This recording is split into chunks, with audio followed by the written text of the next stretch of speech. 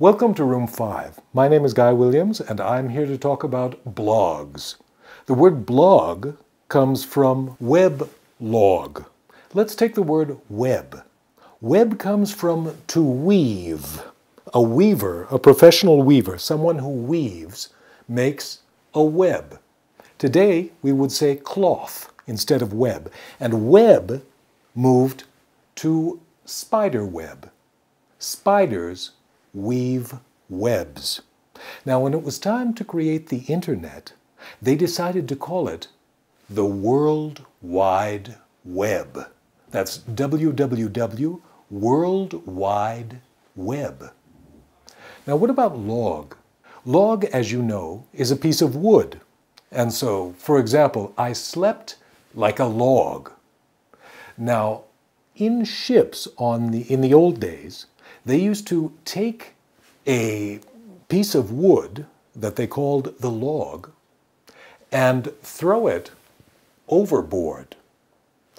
It had a rope attached, and the rope had little knots on it. And according to the number of knots, the resistance of the log, according to the number of knots, you would know the speed that the ship was traveling. And so the speed was recorded in a log book. The log gave the knots, and knots became nautical miles instead of knots, nautical miles. And from the log, they got the log book. Entries in the log book. So, for example, with computers, you log in and you log out. Or sometimes in computers you log on and you log off.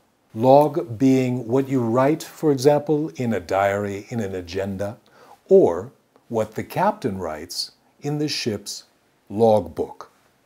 Now, when it was time to make logs for the World Wide Web, naturally, they were called weblogs.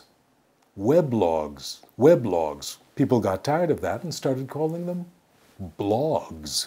And that's the history of the word blog.